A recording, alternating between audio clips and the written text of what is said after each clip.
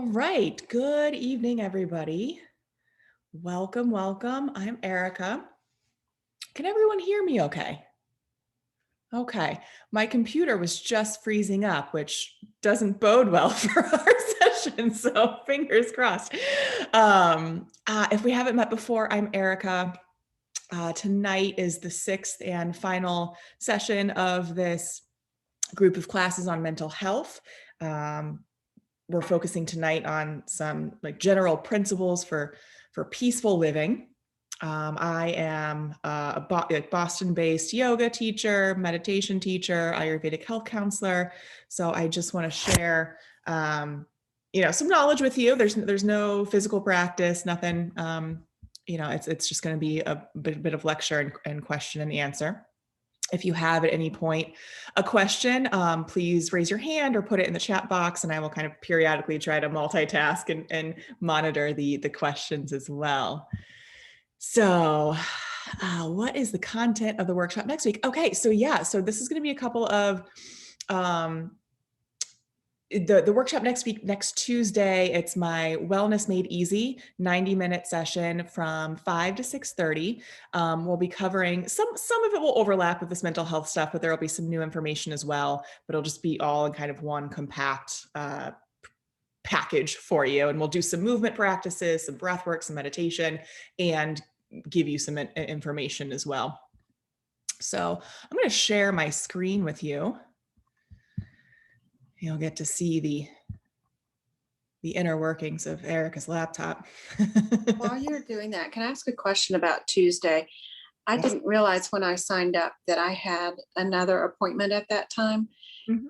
Will that be recorded or is that just live only? Oh, that is a really good question. I'm sure we can record it. So yeah, I'll keep you posted. Yeah, it's totally possible to record it, and I can send it out to people if you are on our email list. Oh, I just stopped that upload. Oh, bummer. Okay. All right, back to the slides, back to the deck. All right, so just really briefly, because a lot of people just don't know what Ayurveda is, so I want to give just a 30-second elevator speech about it. Ayurveda is the sister science to yoga. It is the holistic medicine system of India, still practiced there today in conjunction with more Western allopathic medicine. And just some general principles of Ayurveda, which translates in Sanskrit to, let me press play so you can see the whole screen, which translates to the study of life, Ayu, life, Veda, study or knowledge. That it's applicable to this presentation today. It is a holistic system, right? So there's not a separation between mind or body. In fact, Ayurveda integrates body, mind. The senses are very important in terms of regulating the mind. And also there's no differentiation between spirit or the soul as well. It's just, it takes you as a whole being. There's a large focus on digestive health, right? That's kind of the one of the reasons people come to Ayurveda is if they're struggling with digestive issues, really good at solving those problems. It's also more focused on preventative care and longevity, right? So there are 6 stages of pathogenesis in kind of Ayurvedic diagnosis. At the 4th stage is only when something is considered a disease in Western medicine. So there are all these other stages that if you start to learn how the body communicates, you can catch before it becomes a full-blown issue. Also very fundamental to the philosophy of Ayurveda is the concept of like increasing like and opposites balancing, right? So for example, if you are experiencing a lot of dryness in your body, dry skin, constipation, if you continue to do things that are drying, like maybe dry brushing or exercising excessively or eating dry things like crackers, that's going to increase the dryness in your physical constitution. Likewise, if you want to balance that dryness, you introduce food or activities with the opposite element. You would want to like, introduce unctuous qualities, oils, oil the skin, consume more oils, slow down. And then also pretty important to Ayurveda is the concept that food is medicine. Okay. And we teach people how to cook and process and spice their food to make it lighter and more easily digestible. Okay. So in the Vedic philosophy, like this classical ancient Indian philosophy, they talk about three gunas, three qualities, energetic qualities, which essentially are these energies are responsible for creating the universe, honestly.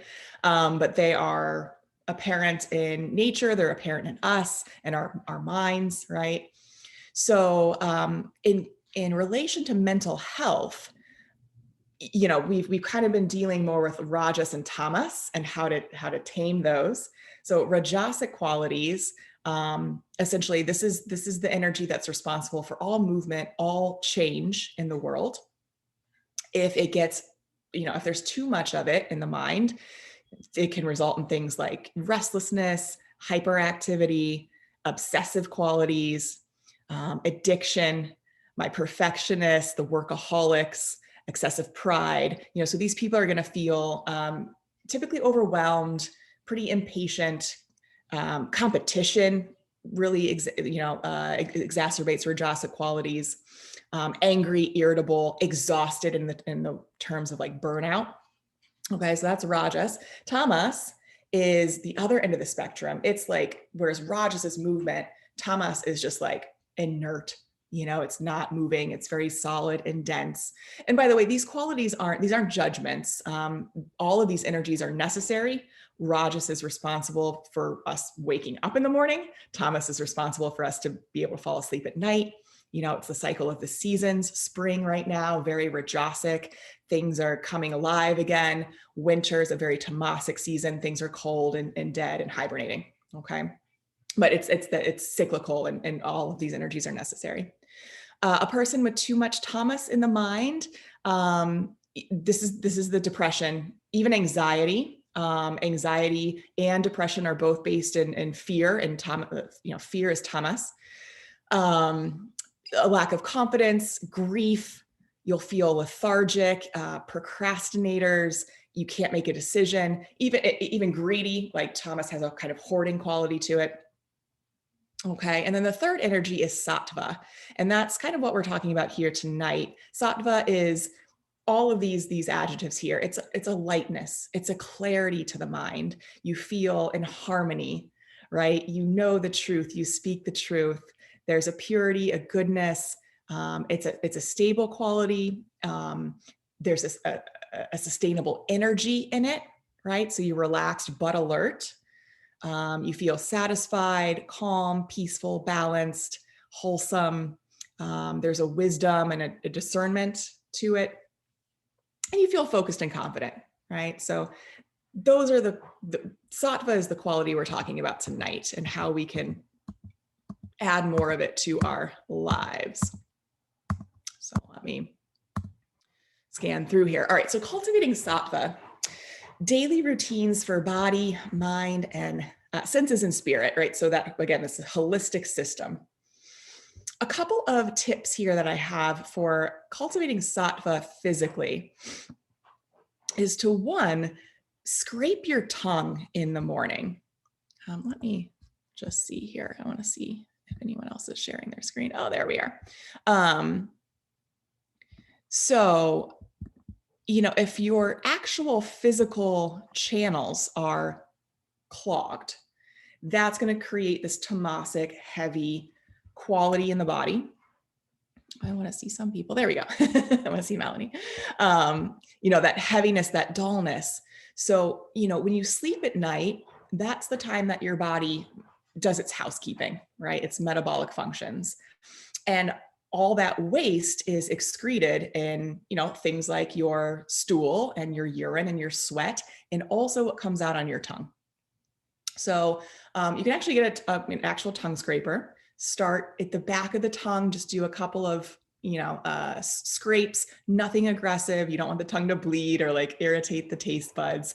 But you'll see that there's probably, likely, and again, this is a self-care routine that will really start to get you to cultivate the awareness of how different variables affect your digestion, how you're processing things. So you'll get like an intimate knowledge of like the stuff you're scraping off your tongue.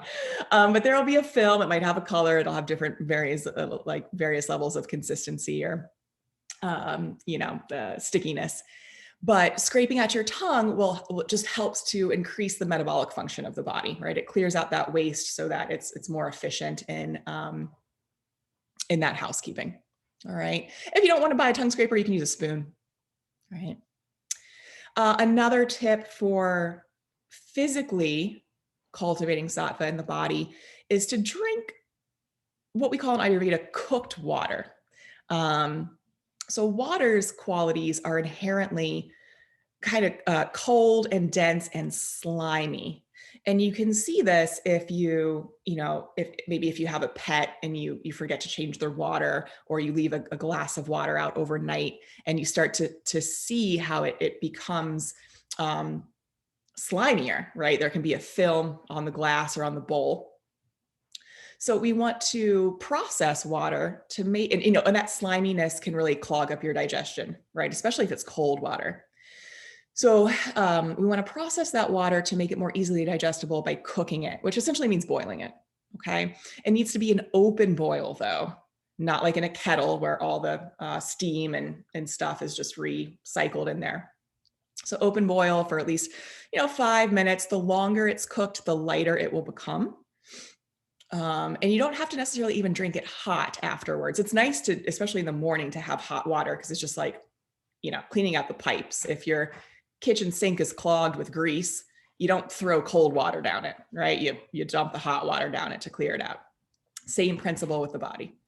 But then throughout the day, you can still drink it at room temperature, that cooked water. And if you find, actually, if you're a person that pees a lot during the day, that might be a sign that you're not actually absorbing the water, like your body's not using it very efficiently.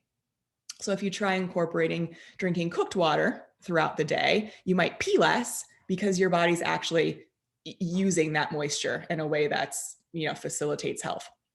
Lime is a great addition to it. Lime has a quality that moves things down, right? It helps you poop essentially, right? So instead of maybe coffee in the morning, a lot of people use coffee as a stimulant to induce a bowel movement, which ultimately just leads to more dryness and more constipation in the long run, right? It's kind of a temporary fix, but in the long run, excessive consumption of coffee will make you more constipated. This is a great alternative. Ginger tea as well. Ginger is like the number one herb in Ayurveda. It does so much for just stimulating your digestive fire and your metabolism. So sip ginger tea throughout the day, especially after meals. It can be really helpful to just keep things breaking down and circulating. Bathing daily. Now, this might seem obvious, but we are talking about mental health. And if you are in a depressive state, it can sometimes be really freaking hard just to do that, right? So it's just a matter of know that it's same thing with the tongue. The pores of the skin get clogged and it makes you heavy and it makes you dull and dense. And bathing daily helps to keep the channels clear. And these are subtle channels, right? It's not something you're necessarily going to see. It's about the energy. It's about the mind. So bathing daily, super essential, right? Changing your clothes daily, very essential. You want to stick to a really consistent routine for eating and sleeping. And this is, as a Ayurvedic health counselor, this is like one of the things that I work with people on the most. You have to train. You have to train your body, because we're so out of balance. People have insomnia, people overeat, people skip meals. Like there's just so much imbalance from day to day. And this really, really vitiates the mind. Okay. The mind and the body love routine. The body loves to know what to expect. When the body knows what to expect, it just operates more efficiently. So you want to try to schedule your meal times and your sleep, and schedule, but train, because sometimes you get into these bad habits that perpetuate themselves. So it is about a training. But just think consistency is key for keeping the mind calm. Find a movement practice that suits you. Okay, so if you are, again, think of those qualities of tamas. It's still, it's inert, it's stagnant. Okay, so if you're not moving, the mind is going to get depressed. Now, on the other hand, you don't have to go crazy. You don't have to go run a marathon or anything or start CrossFit or whatever, but find a movement practice that is sustainable and geared towards longevity. If all else fails, just walk, walk every day. Find ways to increase your ability to walk, maybe park farther away from wherever you're going, take the stairs for a couple of flights instead of the elevator, just move the body. Okay. So that's kind of physical stuff. Veering into more subtle, more mental stuff. Key to cultivating a peaceful mind is to protect your energy.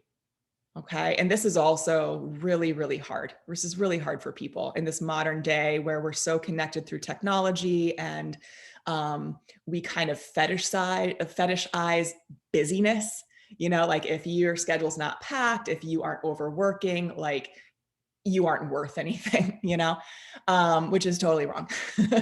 So work to set boundaries, like work-life balance boundaries, maybe not checking emails after a certain time, avoid overscheduling.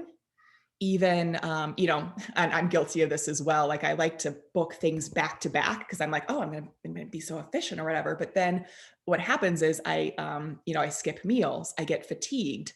And so schedule in like little breaks for yourself throughout the day where it's not about work. It's not about even socializing. It's just about like a mental health break where you can do any number of things, maybe some of these things listed below. And we've covered some of these breathing exercises throughout the course, right? So the breath work for anxiety, the breath work for depression, you can, the breath is super key. And I can't tell you how many people I've encountered that actually can't even breathe fully, like their breath is always up in the chest and the head, which just contributes to these feelings of anxiety and restlessness. So you gotta learn how to breathe if you want to feel calmer. Some type of meditation practice or at least a quiet contemplation, a time of the day, and it doesn't necessarily have to be long. You can definitely build up increments, but like 5-10 minutes where you're not stimulated by any sensory data, right? So just sitting quietly, doing nothing, practice doing nothing for a little bit each day and see how it affects your capacity, right? And it's so funny. I think people often tell me that they don't have time to meditate. But once you start a meditation practice, you realize that time really is a construct of the mind. And if you actually make the time and space to give the mind a break, you have more time, right? Because you don't feel the anxiety of the pressure of time as much, right? So meditation practice, really good for managing the mind. Also, finding some intellectual stimulus that you enjoy, right? Maybe it's a crossword puzzle, maybe it's Sudoku, maybe it's like, reading fiction or reading nonfiction, just some way to engage the mind, especially as you age, right? So one of the causative factors for dementia, Alzheimer's, is that the mind isn't working. There's this idea of neuroplasticity where if you keep learning something new, putting yourself in different scenarios, new situations, the mind keeps learning, it keeps building new neural pathways, things keep firing, it keeps you young, okay? And it keeps you sharp. So find some way to engage your mind outside of work, right? Because work can engage your mind in many ways, but find something for yourself, like something that you find interesting that you want to pursue. just as like a hobby or whatever, and keep trying new things, you know? I think journaling is also a really, sorry, just checking time. Journaling is also a really good, interesting practice to start to help you work through stress and anxiety and just to clear the mind. So maybe it's before you go to bed, anytime during the day, just, sometimes we feel so responsible, like if we feel like you have to hold things in your mind and they just keep regurgitating if they're just in there, it's really helpful to get them out. And that could be talking, talk therapy kind of provides a similar thing, maybe. But writing it down, getting it out there, it doesn't have to be organized. It can be stream of consciousness. It could be drawings, like whatever just comes out, like set a time and just kind of write stream of conscious for 10, 15, 20 minutes. You never have to do anything with this journal. You can burn it, you can rip it up. It's just a catharsis. It's just getting what's in your mind out of your mind so that you can put it down, put down the burden, put down the weight, let it go. Okay. Let's pause here for a moment. And I want to see your faces. How are we doing so far? Any questions? Any concerns? Is this making sense? Is this interesting? I mean, you're still here.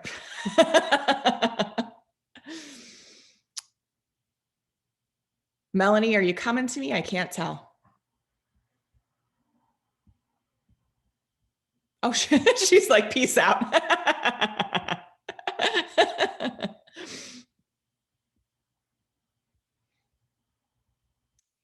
Yeah, any questions? Sorry, I was trying to just unmute and anyway, but yeah, it's good. It's good. Thank you. All right. Well, if there's nothing, I'll just continue spewing forth. Oh, I did have a question. The ginger tea, is that like the packaged teas are okay, or is this something you're making?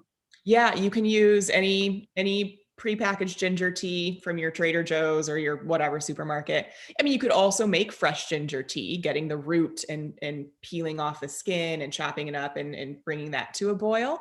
But yeah, ginger tea is good. There's also a brand called Puka. I can put that in the chat box. It is Okay. Pukka. Oh, yeah, that's everyone. And they make I think it's called three ginger tea. So it's an actual like our normal Western ginger plus galangal, which is Thai ginger, plus turmeric, which is also in the ginger family. So that's a really that's a good one. But is microwaving okay for the water for right now? I don't have a stove. My kitchen has been remodeled and I don't have a stove yet. I feel you. Like literally in the last 3 years, I've lived in 2 different places that we've been renovating, and I've barely had any like functioning kitchen. I'm basically camping all the time. The microwave is fine for now. Yeah. But as soon as you get your kitchen in order, microwave things as little as possible. Right. Okay. Yeah. I love Ayurveda too, because it's always like, it's very forgiving. It's not like you have to do this or else you're not doing it right. It's like, well, there's always another way in. Like, just do what you can. And even like small little changes will, you'll see a big difference. Okay. Okay. Thank you. You're welcome. So let's go back to sharing the screen. Oh no, where'd my PowerPoint go? There we go. I am not completely technologically inept, but like close. Okay. So some tips for soothing the senses, right? So your 5 senses, right? Hearing, sight, taste, touch, smell are the windows to your mind, right? Windows, doors, whatever. The more sensory data you have coming in, the more the mind has to process, the more the mind's going to get like whack-a-doodle. It's gonna start to vitiate. So what you can do to soothe your senses, among probably many other things that we could come up with, to soothe the sense of hearing, to soothe your ears. Um, Avoid wearing headphones. And I know nowadays with the AirPods and whatnot, but if at all possible, like take the things out of your ears.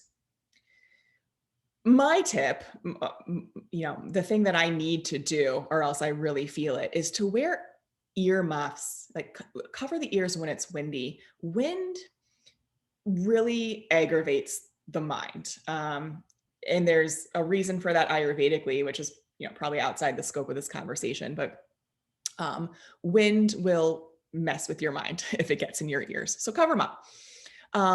Spend some time in quiet every day. There's that quiet contemplation.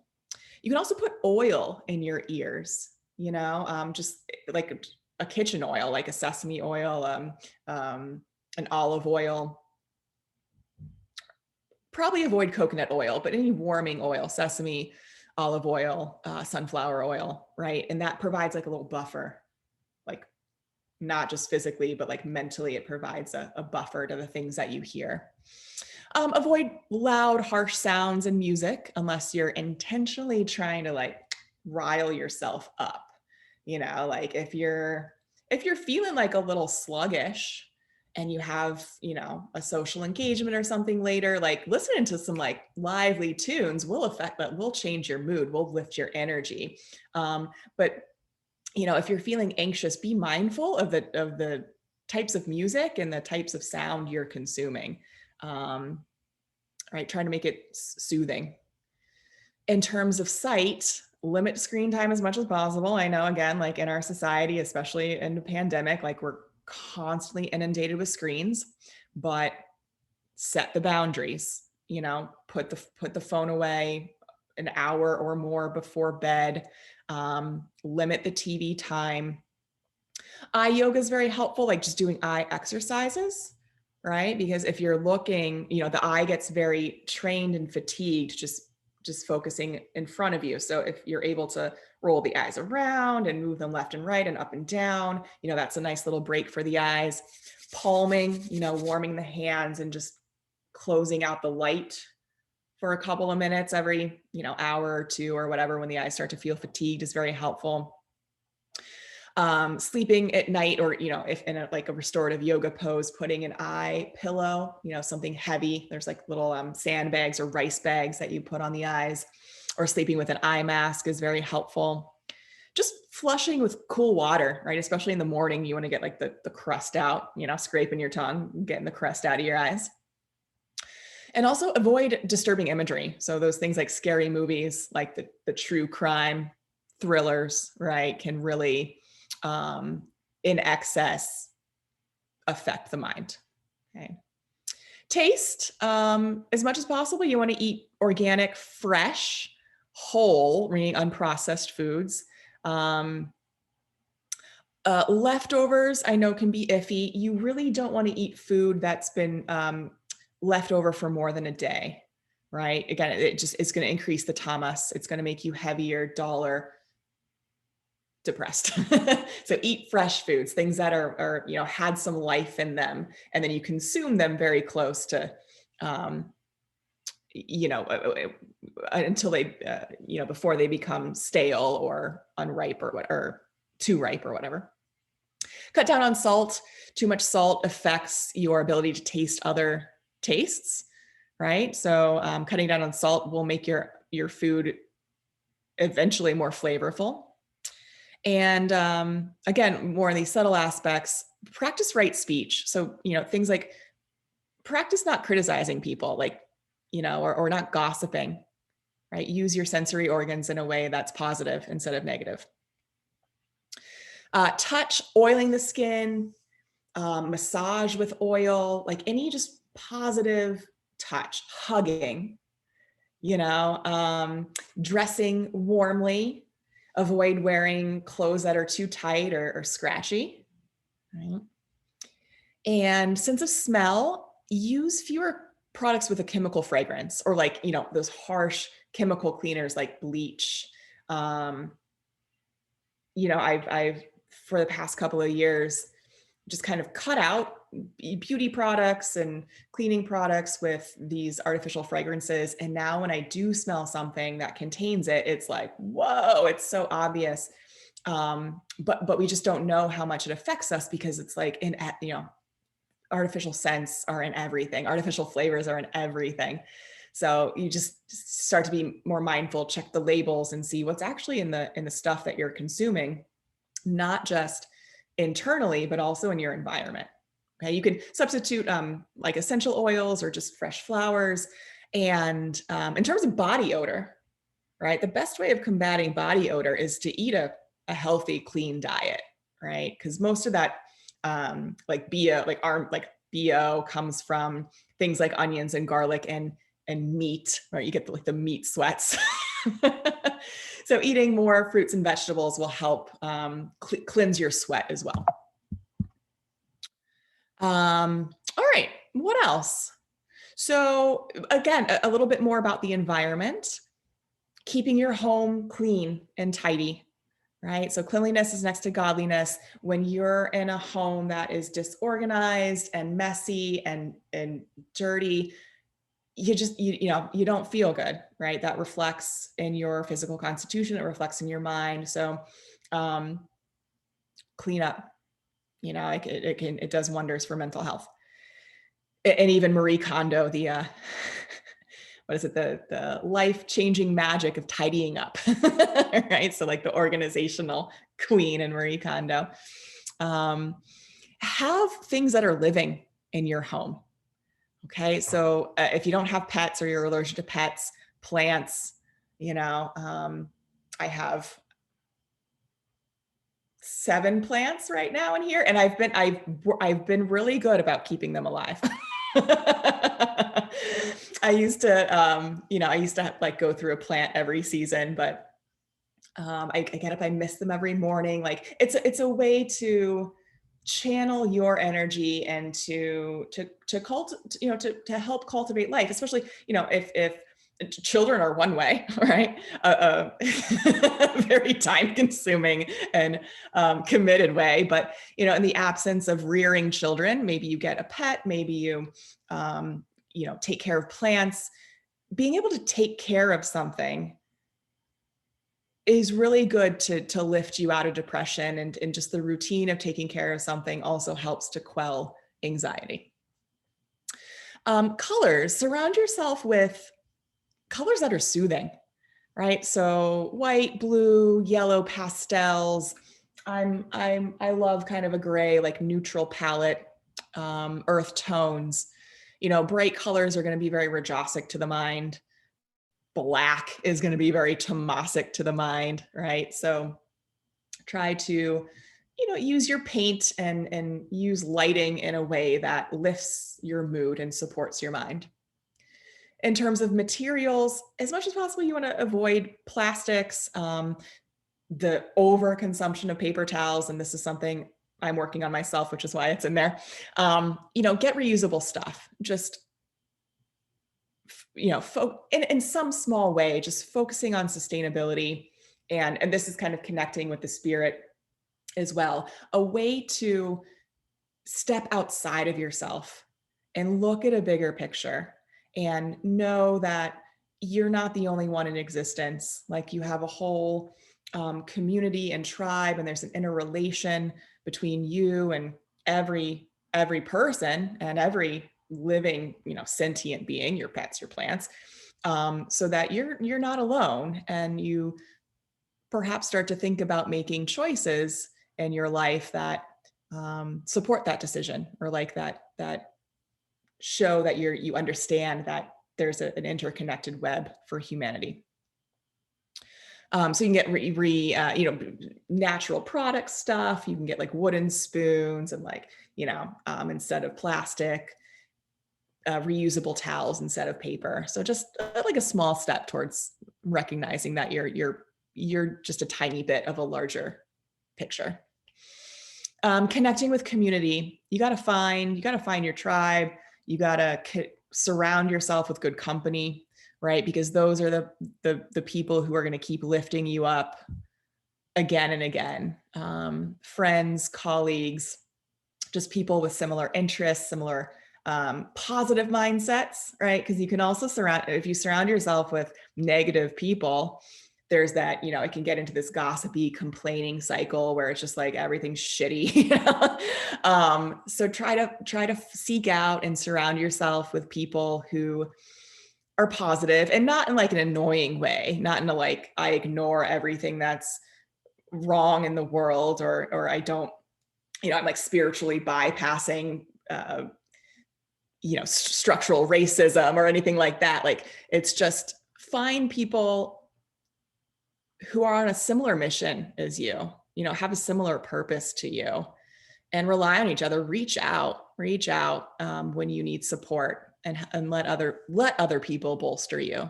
Okay. Don't isolate. Spending time in nature, super healing. In Ayurveda, we have this concept that macrocosm is microcosm. So the 5 elements are within us, and we get super out of balance. But if you're able to get out there in nature, it just naturally helps, one, again, to connect you to spirit, just to realize like, wow, there's so much more than just like my kind of mundane routines. And also just helps to balance the 5 elements within you. Volunteering and just doing acts of service. Again, another way just to step outside of yourself. If you think about it, when you get depressed, when you get anxious, your focus narrows, right? Your scope of attention narrows so much that you can only think about your problems, your worries, your existence. So if you start to do things that broaden that scope, that remind you that, wait, okay, other people suffer, other people, have joys and sorrows and problems. Like, just try to remember that everyone's always dealing with their own shit, and that makes you a more compassionate person. So get out there, help someone else, offer whatever skills, whatever time, whatever service you have to someone. Find a spiritual practice, and that doesn't have to be like an organized religion. Anything that connects you to something larger than yourself, that gives you a sense of purpose and meaning in life, is a spiritual practice. So that might actually like be reading philosophy or scripture of whatever, whatever branch you want to study. In a more kind of non-denominational sense, things like astrology, reading tarot, crystals, color therapy, sound therapy, these more esoteric sciences can really be good tools for self-reflection. Okay. And then practicing gratitude. So, just starting a list every day of things that you're grateful for. Right. So today I was just thinking, I was like, one, I'm really grateful for squirrels. I have all these squirrels outside my window, and they're like adorable, and I get to watch them. And I'm also really grateful for corrective eyewear, because without my contacts or my glasses, like I can't see anything. So just try to have that mindset where you're looking for things that are positive in life, instead of focusing on the negative. And then eventually, and the negativity bias is just built in evolutionarily. It's what keeps us safe. It's what kept us alive. It's not necessarily what makes us happy or content, right? So consciously practice focusing on the positive. And we've already, I think, gone over time. I still have so much, but I'm going to stop here, and let me know if you have any questions, comments, feedback. We can definitely dive more in depth with this on Tuesday, because we have 90 minutes. But yeah, I hope this was useful.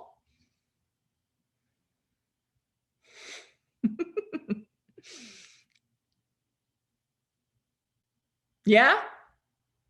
Thanks, Jean. Go forth and conquer, live your more peaceful, sattvic lives. body, mind, senses, and soul.